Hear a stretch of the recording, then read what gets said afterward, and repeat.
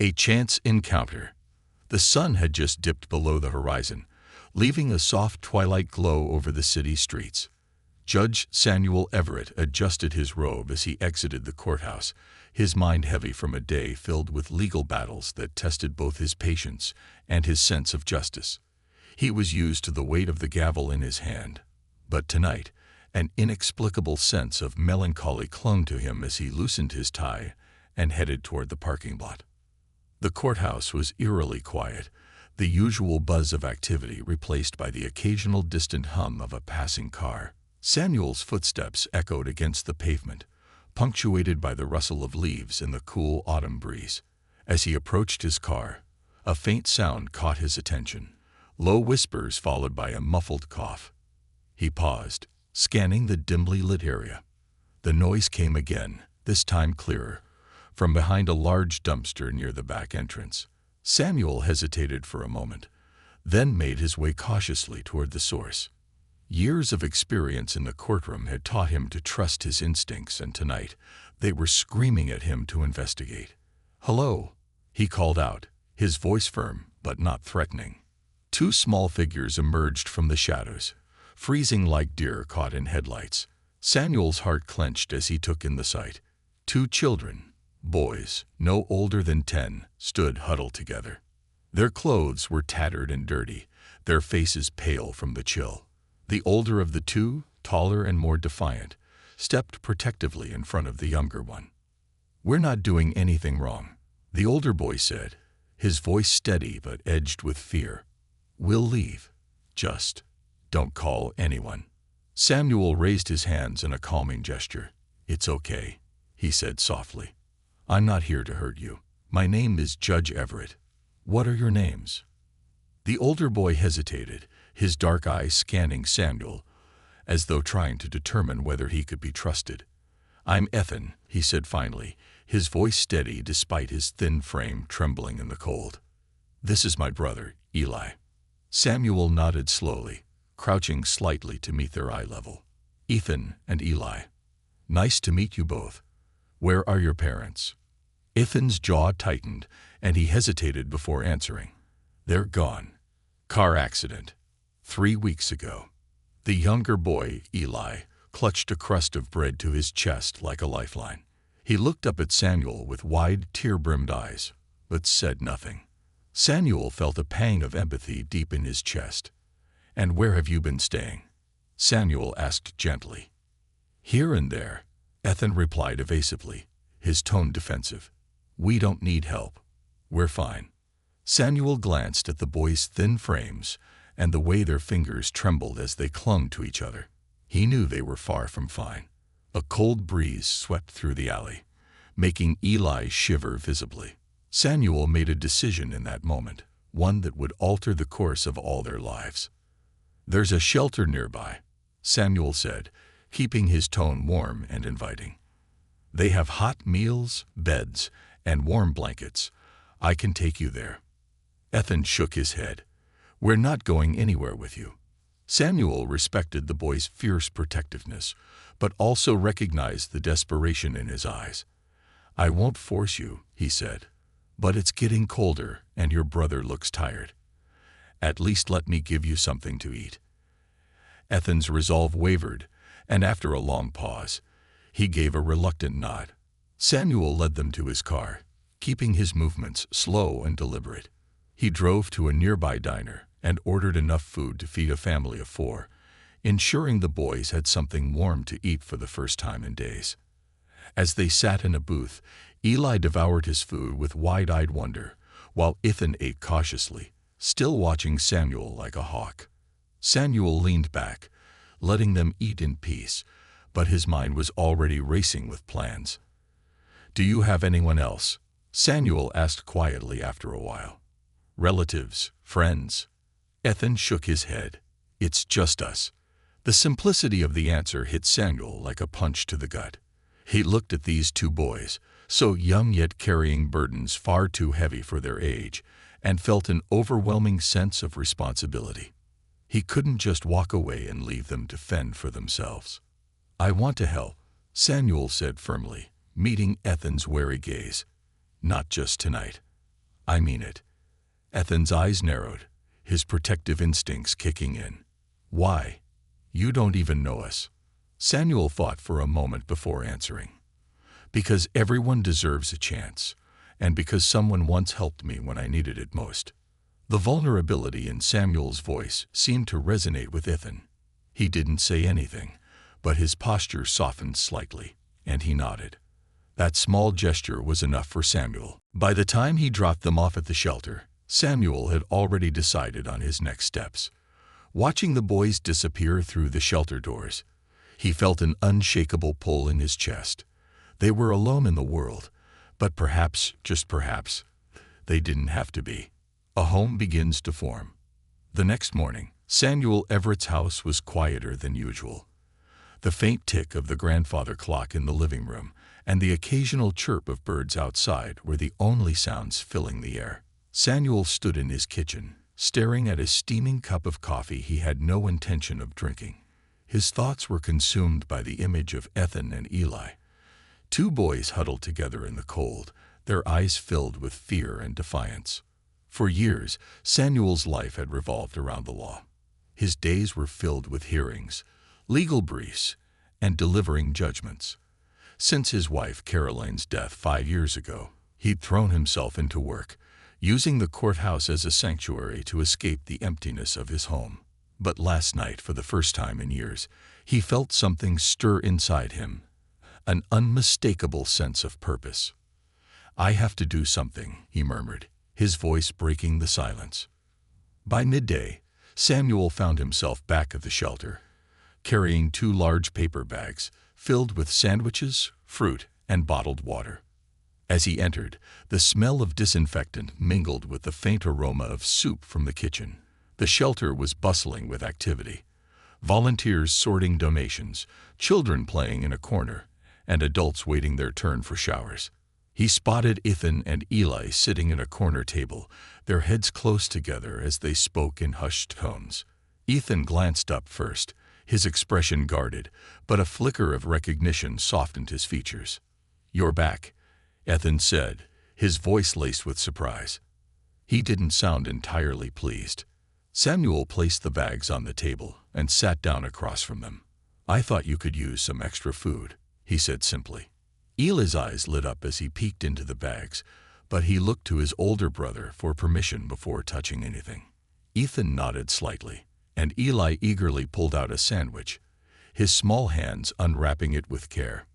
"Thanks," Ethan said reluctantly, "but we're fine." Samuel leaned forward, resting his elbows on the table. "You're not fine, Ethan. I can see it, and I think you know it too. What if I offered you something better than this shelter? A place to stay, at least for a little while." Ethan stiffened, his eyes narrowing. "We don't need charity." "It's not charity," Samuel replied evenly. "It's a chance. You and your brother deserve more than this, more than just surviving." Ethan looked at Eli, who was already halfway through his sandwich. The younger boy's eyes met his brother's, filled with a mixture of hope and hesitation. Finally, Ethan turned back to Samuel, his shoulders slumping slightly. "What's the catch?" he asked. "No catch," Samuel said. "Just a warm bed, meals, and a roof over your heads. We can figure the rest out later." Ethan hesitated, but the exhaustion in his eyes spoke louder than his words. After a long pause, he nodded. "Okay, but only for a little while." Samuel felt a wave of relief wash over him. "That's all I ask." The drive to Samuel's home was quiet. Eli stared out the window, his face pressed against the glass as he watched the city streets give way to tree-lined suburbs. Ethan sat rigidly in his seat, his arms crossed, his eyes darting between his brother and Samuel. When they pulled into the driveway, the boys' expressions shifted.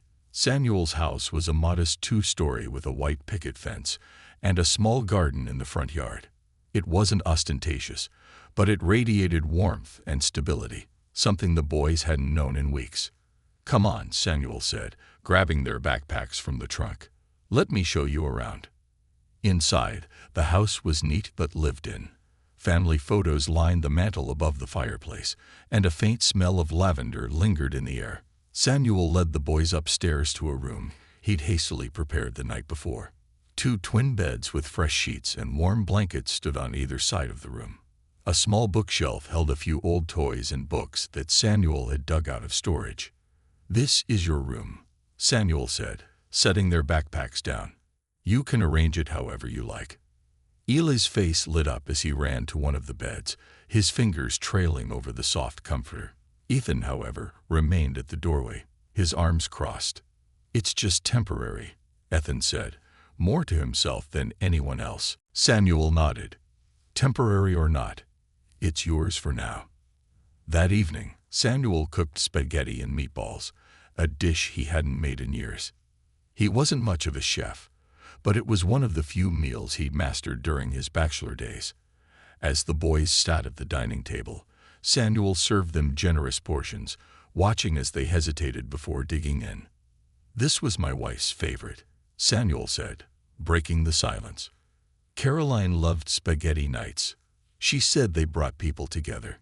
Ethan glanced up, his expression softening slightly. "Did she pass away?" Samuel nodded. 5 years ago. Cancer." Ethan looked down at his plate. "Our mom liked spaghetti too. She used to make it on weekends. She'd let us help with the sauce." Eli chimed in, his voice small but steady. "Dad called it family night. We'd watch movies after." Samuel smiled gently. "Sounds like you had some good times." The conversation flowed more easily after that, the boys slowly letting their guards down as they shared memories of their parents. By the time dessert rolled around, ice cream sundaes, Eli was giggling at one of Samuel's stories about Caroline accidentally burning a pot of pasta. As Samuel tucked them in that night, he couldn't help but feel a strange sense of contentment. The house, which had felt so empty for years, was now filled with life.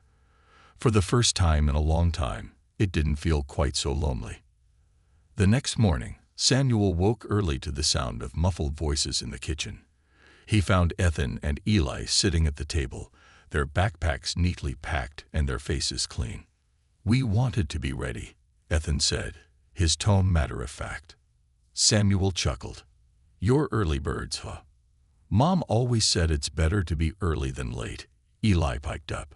Samuel poured himself a cup of coffee and joined them at the table. "Well, I'd say she gave you good advice." The day unfolded smoothly, with Samuel helping the boys settle into a routine. They spent the afternoon exploring the backyard, where Eli discovered a small patch of wildflowers and declared it his secret garden. Ethan remained more reserved, but Samuel noticed him beginning to relax, his sharp edges softening just a bit. That evening, as they sat together playing a board game, Samuel realized something profound. This wasn't just a temporary arrangement. For the first time in years, he felt like he had a family again. And he wasn't ready to let that go. Trust is earned. The days turned into weeks, and a rhythm began to settle in Samuel Everett's home. The once empty house now hummed with quiet life. The sound of footsteps on the stairs, muffled laughter from the boys' room, and the occasional crash from Eli's enthusiastic exploration of the kitchen. But trust, Samuel quickly realized, wasn't something the boys gave freely. Especially Ethan. One evening, as Samuel reviewed case files in his study, he heard a knock at the door. He looked up to find Ethan standing there, his hands shoved deep into the pockets of his too-big hoodie. "What's up, Ethan?" Samuel asked, setting his papers aside. Ethan lingered in the doorway, his shoulders tense.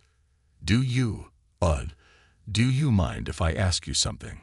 Samuel gestured to the chair across from his desk. "Of course. Have a seat." Ethan didn't sit. Instead, he leaned against the doorframe, his eyes darting around the room as if looking for an escape route.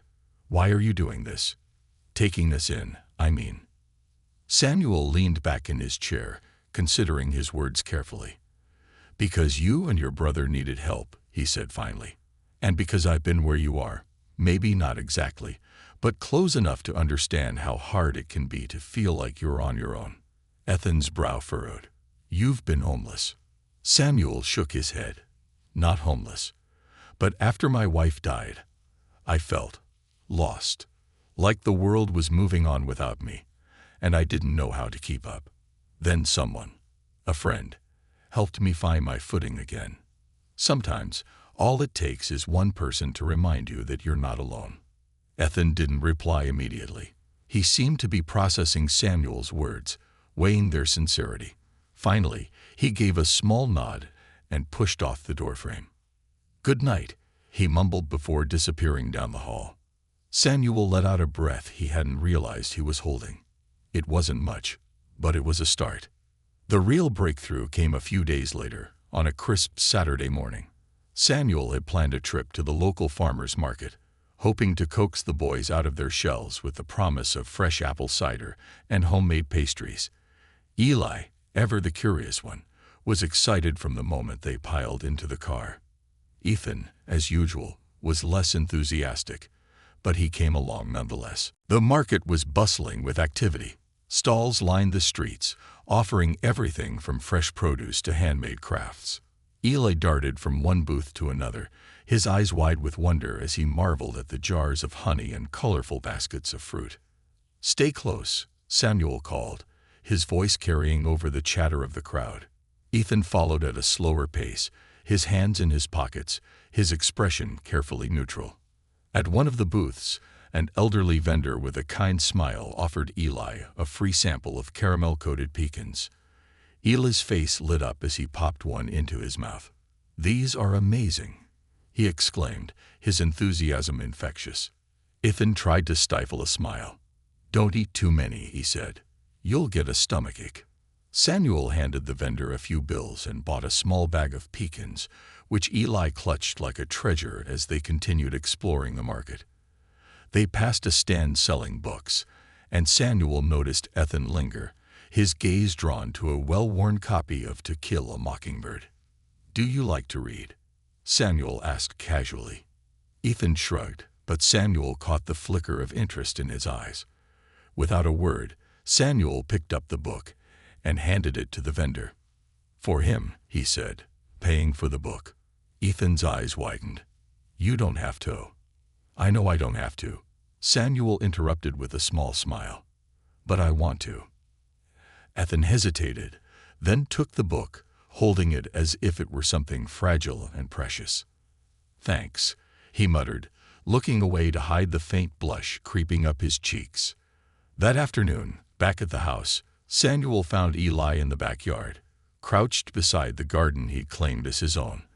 The boy was carefully arranging small rocks around the base of a patch of wildflowers, his tongue poking out in concentration.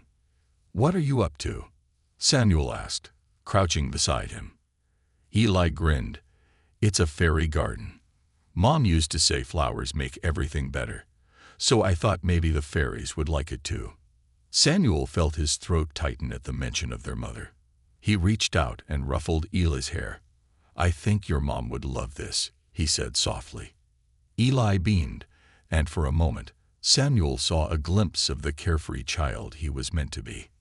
Meanwhile, inside the house, Ethan was curled up on the couch with his new book, completely absorbed. Samuel paused in the doorway, watching him for a moment before speaking. "Good book?" he asked. Ethan looked up, startled. "Yeah," he admitted. "It's really good." Samuel nodded. That was one of Caroline's favorites. She used to read it to her class every year. Ethan's expression softened. "She was a teacher." "A fourth-grade teacher," Samuel replied.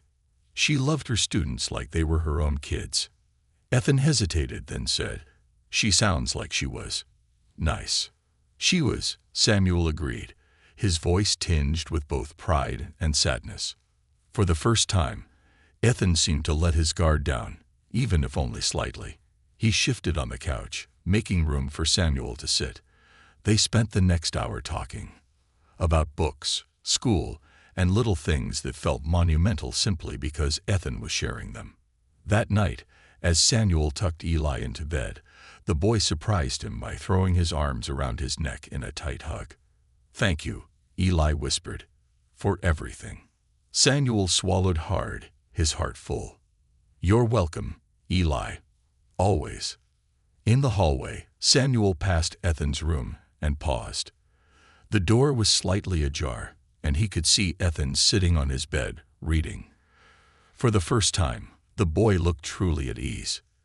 "Good night, Ethan," Samuel said softly. Ethan glanced up and nodded. "Good night." As Samuel headed to his own room, he felt a sense of hope blooming within him. The walls they'd built around themselves were beginning to crack, and for the first time, Samuel truly believed they could be a family. The hidden scars. The following day, Samuel decided to give the boys some space to process their emotions from the trip. He planned a quiet morning at home, catching up on legal briefs while the boys played in the backyard. It was Eli who came running into the study first, his face flushed with excitement. "Dad, Ethan found something in the garden. You have to see." The word "Dad" caught Samuel off guard. Eli had said it so casually, without hesitation. His heart swelled, but he kept his expression neutral as he followed the boy outside. Ethan was crouched near the garden bed, brushing dirt away from a small weathered box. He looked up as Samuel approached, his expression a mixture of curiosity and wariness. "What do you think it is?" Eli asked, practically bouncing on his toes. Samuel knelt beside Ethan, inspecting the box. "Looks like an old keepsake, maybe something Caroline buried here a long time ago." Ethan handed him the box without a word. Samuel opened it carefully, revealing a collection of faded photographs, a dried flower, and a handwritten letter. His breath hitched as he recognized Caroline's neat handwriting. "What does it say?" Eli asked, craning his neck to see. Samuel unfolded the letter, his eyes scanning the familiar script. "Dear future, if you're reading this, it means someone cared enough to dig a little deeper. This garden has always been a place of growth and renewal for me, and I hope it becomes that for whoever finds this. Remember, no matter how hard things get, there's always beauty to be found if you're willing to look for it." Eli beamed. "It's like a time capsule. Caroline left it for us to find." Samuel nodded, his throat tight. She had a way of knowing what people needed, even before they realized it themselves. Ethan's gaze lingered on the letter. "She sounds wise." "She was," Samuel said, "and kind, and stubborn, and everything I needed when my life felt like it was falling apart." Ethan seemed lost in thought as Samuel carefully reburied the box in the garden, preserving Caroline's legacy. That evening, after the boys had gone to bed, Samuel sat in his study, the letter still in his hands. He thought about the scars Ethan and Eli carried, hidden wounds that time and love might heal if given the chance. He was startled out of his thoughts by a soft knock at the door. It was Ethan, his face serious. "Can I talk to you?" Ethan asked. "Of course," Samuel said, gesturing for him to sit. Ethan hesitated, then sat on the edge of the chair, his posture stiff. "I've been thinking about what you said at the park, about your foster parents." Samuel nodded, waiting for him to continue. Ethan's voice was barely above a whisper. "When Mom and Dad died, I felt like it was my fault. I should have been able to do something." Samuel leaned forward, his heart breaking for the boy in front of him. "Ethan, what happened to your parents wasn't your fault. You were just a kid. There was nothing you could have done." Ethan shook his head, his eyes shimmering with unshed tears. "But I promised Mom I'd look after Eli. And when we were on the streets, I couldn't always keep him safe. Sometimes he went hungry because I couldn't find food. Sometimes he cried at night, and I didn't know how to make it better." Samuel moved to sit beside him, placing a hand on his shoulder. "Ethan, you did everything you could. And the fact that you're here now, taking care of Eli, shows how much you love him. You're an incredible brother." Ethan's composure cracked. Tears spilled down his cheeks, and he buried his face in his hands. Samuel pulled him into a hug, holding him tightly as years of guilt and grief poured out. "It's okay to let go," Samuel said softly. "You don't have to carry it all by yourself anymore." For the first time, Ethan let himself lean on someone else. He clung to Samuel, his sobs racking his small frame. The next morning, the house felt lighter. Ethan seemed more at ease, and Eli's laughter echoed through the halls as they played a board game in the living room. Samuel watched them, a sense of peace settling over him. The scars were still there, but they were healing. Slowly but surely they were becoming a family, one built on trust, love, and the belief that even the deepest wounds could be mended with time. Uncovering the truth. The days grew shorter as autumn deepened into a kaleidoscope of oranges and reds. Samuel found himself marveling at how quickly time had passed since Ethan and Eli first came into his life. Their laughter now filled the once silent house, and the weight of their past seemed to lift more each day. But just as the boys began to settle into their new life, an unexpected phone call shattered their fragile sense of normalcy. It was a Thursday evening. Samuel was in the kitchen preparing dinner when the phone rang. Wiping his hands on a towel, he picked up the receiver. "Judge Everett speaking," he answered, his tone polite. The voice on the other end was hesitant, almost unsure. "Is this the guardian of Ethan and Eli Harper?" Samuel's chest tightened. "Yes, this is Samuel Everett. May I ask who's calling?" "This is Officer Laura Grayson with the Oak Ridge Police Department," the woman said. "We've come across some information regarding the boy's parents that we believe you should know." Samuel's grip on the phone tightened. "What kind of information?" Officer Grayson hesitated before continuing. "It's regarding the circumstances of their death.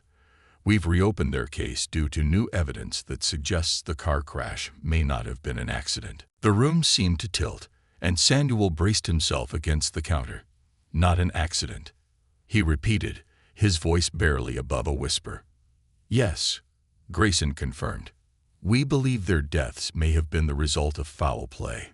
Samuel ended the call feeling as though the ground had been pulled out from beneath him. He stared at the phone in his hand, his thoughts racing. The boys had carried the weight of their parents' loss for months, believing it was a tragic accident. How could he tell them it might have been something more sinister?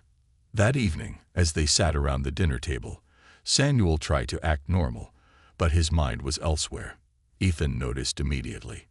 "You're quiet," Ethan said, his eyes narrowing slightly. "What's going on?" Samuel hesitated, then put his fork down. "I got a call today." "From the police." Both boys froze. Eli's face turned pale, and Ethan immediately went on the defensive. "Why? What did they want?" "They've reopened your parents' case," Samuel said carefully. "They've found evidence that the car crash might not have been an accident." The silence that followed was deafening. Eli's fork clattered to his plate as his small hands began to shake. Ethan's jaw tightened, his expression unreadable. "What kind of evidence?" Ethan asked finally, his voice cold. "They didn't give me all the details," Samuel admitted, "but they believe there may have been foul play involved." Ethan pushed back from the table, his chair scraping loudly against the floor. "Why now? Why after all this time?" His voice was sharp, but Samuel could hear the fear beneath it. Samuel stood and placed a hand on Ethan's shoulder. "I don't know, Ethan, but whatever happens, we'll face it together." Ethan pulled away, his eyes blazing. "We don't need your help. We've been handling things on our own long before you came along." Eli whimpered softly, and Samuel turned to him, his heart breaking at the sight of the boy's trembling form. "It's going to be okay, Eli," he said gently. "I promise." But Ethan wasn't ready to be comforted. Promises don't mean anything, he snapped before storming out of the room. Samuel found Ethan sitting on the back porch later that night, staring up at the stars. The cool air had turned his cheeks red, but he didn't seem to notice. "You don't have to talk," Samuel said as he sat down beside him. "But I want you to know I'm here." For a long time, neither of them spoke. Then, in a voice barely above a whisper, Ethan said, I told Mom and Dad I'd keep Eli safe, and I failed." "You didn't fail," Samuel said firmly. "What happened to your parents wasn't your fault, Ethan, and it's not your job to carry this alone." Ethan shook his head. "You don't get it. If it wasn't an accident, that means someone out there, took them away from us. And they might come for us next." The raw fear in his voice made Samuel's chest tighten. "I won't let anything happen to you or Eli," he said. "You're safe here, Ethan. I'll make sure of it." Ethan finally turned to look at him, his eyes filled with tears. "How do you know that? How can you be sure?" "Because I've been where you are," Samuel said, his voice steady. "When my parents died, I thought the world was out to get me. But then I realized something important. I didn't have to face it alone. You don't have to either." Ethan's shoulders sagged, the weight of his emotions finally too much to bear. Samuel pulled him into a hug, holding him tightly as the boy wept. The next morning, Samuel called Officer Grayson to learn more about the case. She explained that a witness had come forward, claiming they'd seen a suspicious vehicle following the Harper's car on the night of the crash. The police were now investigating whether it was a case of vehicular sabotage. Samuel didn't tell the boys everything. He didn't want to alarm them further, but he kept them informed of the basics. Ethan was more subdued than usual, his protective instincts on high alert. Eli clung to Samuel like a lifeline, his normally cheerful demeanor replaced by quiet unease. Despite the tension, Samuel made it his mission to provide the boys with as much stability as possible. He took them to school, helped them with their homework, and encouraged them to talk about their feelings. Slowly, they began to open up again, their trust in him growing stronger. One evening, as they sat around the fireplace, Samuel told them a story about his foster parents. It used to say, "You can't control what happens to you, but you can control how you respond." Ethan looked up from the book he was pretending to read. "What does that even mean?" "It means that no matter how hard things get, you have a choice," Samuel said. "You can let the bad stuff define you, or you can rise above it." Ethan was quiet for a moment. Then he said, "I don't know if I can do that." "You already are," Samuel said with a small smile. "Every time you take care of Eli. Every time you get up and face the day, you're choosing to rise above." Eli snuggled closer to Samuel, his small voice breaking the silence. "We'll be okay, right?" Samuel kissed the top of his head. "We'll be more than okay. We'll be a family, and nothing can take that away from us." For the first time in days, Ethan smiled. A small, hesitant smile, but a smile nonetheless. And in that moment, Samuel knew they would face whatever came next together. Ties that bind. The days after the phone call from Officer Grayson were tense but quietly transformative. Samuel kept a close eye on Ethan and Eli, offering stability while they processed the news. Both boys responded differently. Eli stayed close, seeking comfort in Samuel's presence, while Ethan became even more guarded, his protective instincts sharper than ever. One afternoon, Samuel decided they needed a break from the weight of it all. He packed a picnic and drove them to the countryside. The open fields and clear blue sky seemed to work wonders on Eli, who raced ahead to chase butterflies, his laughter echoing in the crisp autumn air. Ethan, however, hung back, his hands in his pockets as he trailed behind Samuel. "Beautiful day," Samuel said, trying to engage him. Ethan shrugged. "I guess." Samuel slowed his pace to walk beside him. "You've been quiet lately. Want to talk about what's on your mind?" Ethan scuffed his shoe against the dirt path. "I'm just tired." Samuel nodded. "That's understandable. You've been carrying a lot on your shoulders." Ethan stopped walking and turned to face him. "It's not just about the case. It's everything. I keep thinking about what happens if this doesn't work out. If we lose this place. You." Samuel crouched down so they were eye level. "Listen to me, Ethan. You and Eli aren't going anywhere. This is your home now. I'm not just here for the good times. I'm here for all of it." Ethan's eyes searched Samuel's face, looking for any sign of doubt. Finding none, he nodded, though his expression remained serious. "Okay," he said softly, "but you better mean it." Samuel smiled. "I do." Back at home, Samuel continued working with Officer Grayson to learn more about the investigation. He didn't share every detail with the boys, but he kept them informed enough to feel included. The sense of control seemed to help Ethan, who began to ask questions about the case, what evidence they had, who might have been involved, and what the police planned to do next. One evening after Eli had gone to bed, Ethan approached Samuel in the living room, holding a crumpled piece of paper. "What's this?" Samuel asked, taking the paper.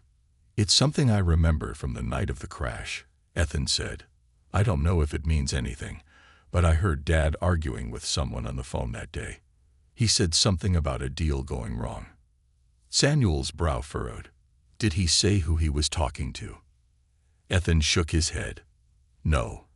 But I remember because Dad never got that mad. He was yelling." Samuel studied the paper. It was a timeline Ethan had sketched out, detailing what he remembered from that day. The level of detail impressed him. "This is really helpful, Ethan. I'll share it with Officer Grayson." Ethan looked relieved, but his voice was hesitant when he said, "Do you think whoever he was talking to could have had something to do with the crash?" Samuel chose his words carefully. "It's possible, but we don't know for sure. The important thing is that you've shared this. It could make a big difference." Ethan nodded, the weight on his shoulders seeming to lift slightly. "Okay." Over the next few weeks, the boys began to lean on Samuel more openly. They started calling him Dad without hesitation, and the walls Ethan had built around himself began to crumble. One evening, while they were watching a movie together, Ethan rested his head against Samuel's shoulder, a small gesture, but one that spoke volumes. Eli, ever the peacemaker, thrived in the new environment. He excelled in school and even made a few close friends, often coming home with stories of their adventures. Samuel, for his part, found himself more fulfilled than he'd ever thought possible. The quiet house he'd once dreaded returning to was now alive with laughter, arguments over who got the last cookie, and the comforting chaos of family life. One day, Samuel received another call from Officer Grayson. The investigation had taken a significant turn. A suspect had been identified, someone who had financial disputes with the boy's father. "We believe this individual may have tampered with their vehicle," Grayson explained. "We're working to gather enough evidence for an arrest." Samuel's heart raced as he processed the information. He knew the boys would need to hear this, but he also knew how difficult it would be for them. That evening after dinner, Samuel gathered them in the living room. Ethan and Eli sat side by side, their expressions a mixture of curiosity and apprehension. "I have some updates about the case," Samuel began. "The police have identified someone who might be responsible for what happened to your parents." Ethan's fists clenched, and Eli leaned closer to Samuel, his eyes wide. "Who?" Ethan asked. Samuel hesitated. "Someone who had financial issues with your dad. They believe this person may have tampered with the car." Ethan's jaw tightened. "Are they going to arrest him?" "They're working on it," Samuel said. "It's a complicated process, but they're making progress." Eli's voice was small when he asked, "Does this mean they'll go to jail?" "If they're found guilty, yes," Samuel said. "But no matter what happens, I want you both to know that you're safe here. I'll make sure of it." Ethan's eyes softened, and for the first time, he didn't argue. "Okay," he said quietly. As the weeks went on, the investigation moved forward, and so did the family. Samuel watched as the boys continued to heal, their bond with him growing stronger each day. The shadow of the past still lingered, but it no longer defined them. They were moving forward, together. And for the first time in a long time, Samuel felt at peace. A new beginning. Winter arrived with a gentle snowfall that blanketed the neighborhood in quiet stillness. Samuel Everett watched from the window as Ethan and Eli built a lopsided snowman in the backyard. Her laughter echoed through the frosty air, a sound Samuel had come to cherish. Despite the challenges of the past months, the boys had found a way to reclaim joy, and Samuel had found a sense of purpose he hadn't realized he was missing. Inside, the warmth of the fireplace crackled softly. Samuel sipped his coffee, his thoughts a mixture of gratitude and resolve. The boys were flourishing, but the looming weight of their parents' case remained.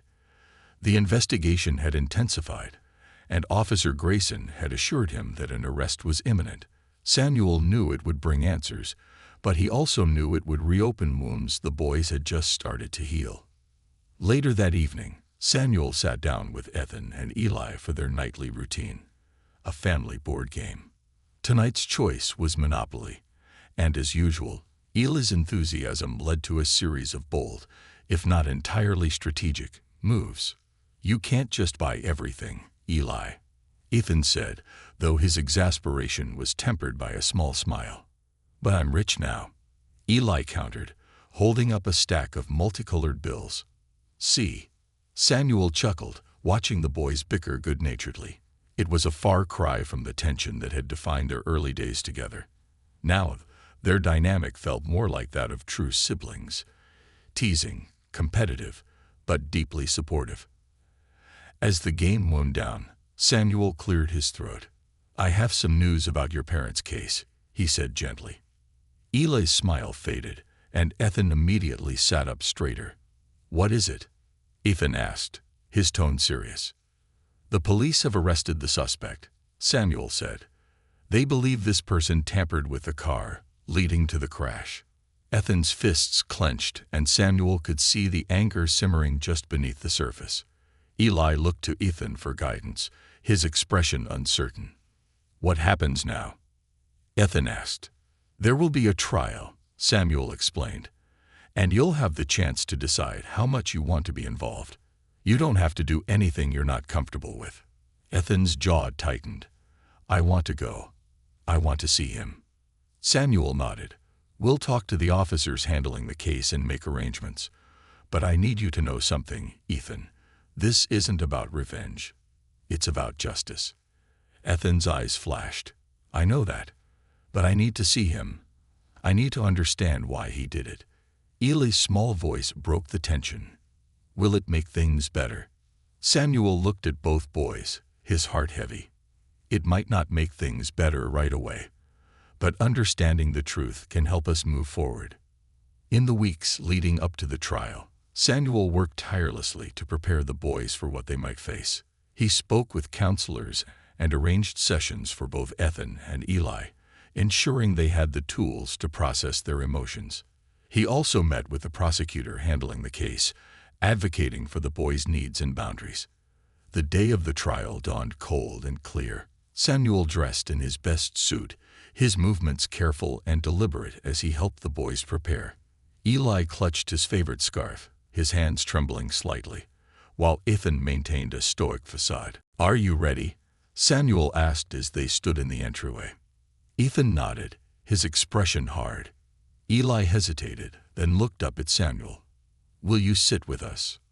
"Of course," Samuel said, his voice steady. "I'll be right beside you the whole time." The courtroom was a stark contrast to the warmth of their home. The cold marble floors and austere wooden benches seemed to amplify every sound. The shuffle of papers, the quiet murmur of voices. Samuel sat between the boys, his presence a reassuring anchor. When the accused was brought in, Ethan stiffened. Samuel placed a comforting hand on his shoulder, grounding him. Eli clung to Samuel's arm, his wide eyes fixed on the man who had allegedly caused their parents' deaths. The trial unfolded with measured precision. The prosecutor laid out the evidence: financial disputes, threats, and, ultimately, proof of tampering with the Harper's vehicle. As the details were revealed, Samuel watched the boys closely, ready to pull them from the room if it became too overwhelming. Ethan's gaze never wavered from the accused. His jaw clenched, his fists tight, but he remained silent. Eli buried his face against Samuel's side, his small body trembling. When it was finally over, the verdict came swiftly: guilty. The weight of justice delivered filled the room, but it was accompanied by an undeniable sense of loss. That evening, back at home, the house was quiet. Samuel made hot cocoa, setting mugs on the table as the boys sat in subdued silence. "Do you want to talk about it?" Samuel asked gently. Ethan shook his head. "Not right now." Eli looked up, his eyes filled with tears. Why would someone do something so mean? Samuel's heart ached as he knelt beside Eli. "Sometimes people make terrible choices, Eli. It doesn't make sense, and it's not fair. But what matters now is that we remember your parents for the love they gave you, not the way they were taken from you." Ethan's voice was low but firm. "I still don't feel better." "You might not feel better for a while," Samuel said, "but healing takes time, and you don't have to go through it alone." Ethan finally met Samuel's gaze. "Thanks, Dad." The word hung in the air, powerful and affirming. Samuel reached out and pulled both boys into a hug, holding them tightly. "We're going to be okay," he said, his voice steady, "because we have each other." In the weeks that followed, life began to find a new normal. The trial was over, and while the scars remained, they no longer defined the boys. Samuel watched with pride as they continued to grow, Ethan excelling in school, Eli finding his voice and confidence. One snowy morning, as they sat together decorating the Christmas tree, Samuel realized something profound. The journey they'd taken, the struggles, the losses, the triumphs, had forged a bond that could never be broken. They weren't just surviving anymore. They were living. They were a family. And that was the greatest gift of all, the healing of a family. The holidays brought with them a sense of renewal. Snow covered the lawn in a pristine blanket, the crisp air filled with the laughter of children playing in the distance. Samuel's home glowed warmly, its windows adorned with twinkling lights and wreaths that Eli had insisted on hanging himself. Inside, the family sat together in the living room, the scent of fresh pine mingling with the aroma of cookies baking in the oven. Ethan was carefully placing the final ornament on the tree, a star that Samuel said had been Caroline's favorite. "Perfect," Samuel said, stepping back to admire their handiwork. "Caroline would have loved this." Eli beamed, his cheeks pink from the effort of hanging the lower ornaments. "Do you think she'd like my snowman outside too?" "I think she'd say it's the best snowman in the world," Samuel replied, ruffling Eli's hair. As they sat down by the fire, hot cocoa in hand, Samuel turned to the boys. "I know this year has been hard, harder than anyone should ever have to face, but I want you both to know how proud I am of you." Ethan looked down at his mug, his face thoughtful. "It's been different," he admitted, "but it feels like home now." "It is home," Eli said firmly, looking up at Samuel. "Right, Dad?" Samuel's chest tightened at the word. Even though they'd been calling him Dad for weeks, it still hit him with the same intensity. "Right," he said, his voice steady. "This is your home. Always." As the new year approached, Samuel began noticing subtle changes in the boys. Ethan had started volunteering at the local library, helping younger kids with their homework. His once guarded demeanor was softening, replaced by a quiet confidence that Samuel knew had been there all along. Eli had joined a science club at school, eagerly sharing every detail of their experiments at the dinner table. "We're building a volcano next week," he announced one evening, his eyes sparkling with excitement. "That's amazing," Samuel said. "Just promise not to bring it home without warning me first." Eli giggled, and even Ethan cracked a smile. One evening, as they sat in the living room playing cards, the doorbell rang. Samuel opened the door to find Officer Grayson standing on the porch, bundled against the cold. "Officer Grayson," Samuel said, surprised. "What brings you here?" "I wanted to deliver this personally," she said, handing him an envelope. "It's a formal statement from the court. The case is officially closed." Samuel nodded, taking the envelope with a mix of relief and finality. "Thank you for everything." Grayson smiled. "You've done an incredible thing for those boys, Judge Everett." They're lucky to have you." Samuel watched her leave before closing the door. He turned to find Ethan and Eli watching him, their expressions curious. "What is it?" Eli asked. Samuel opened the envelope and read aloud the statement of closure, which detailed the resolution of their parents' case. When he finished, the room fell silent. "It's over," Samuel said softly. "The case is over." Ethan nodded slowly, his gaze distant. Then he looked up at Samuel, his voice steady. "Does that mean we can really move on now?" "Yes," Samuel said, walking over to place a hand on his shoulder. "It means we can start fresh, together." Ethan's lips curved into a small but genuine smile. Good. The days turned into weeks, and with each passing moment, the family grew stronger. Samuel noticed how Ethan began to laugh more freely, how Eli's confidence shone brighter. And in those moments, he realized that the pain of the past had transformed into a foundation for something beautiful, a bond that could weather any storm. One sunny spring afternoon, as the boys played catch in the backyard, Samuel sat on the porch with a cup of tea, watching them. The house was no longer quiet. It was alive with the sounds of love and laughter. It wasn't just a house anymore. It was a home. Eli ran over, his face flushed and smiling. "Dad, are you gonna play or just watch?" Samuel laughed, setting his cup aside.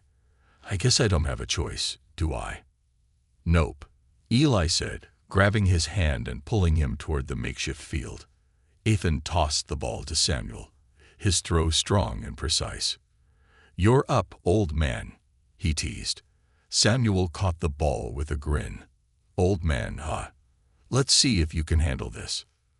The three of them played until the sun dipped below the horizon, painting the sky in hues of orange and pink. As they finally collapsed onto the grass, out of breath but grinning, Samuel looked at his sons, the boys who had turned his life upside down and given him a second chance at love and purpose. "Best team ever," Eli declared, his voice filled with joy. "Best family ever," Ethan corrected, his tone softer but no less sincere. Samuel smiled, pulling them both into a hug. "I couldn't agree more." And as the stars began to twinkle above, Samuel felt the quiet contentment of knowing they had truly found their way home, together as a family.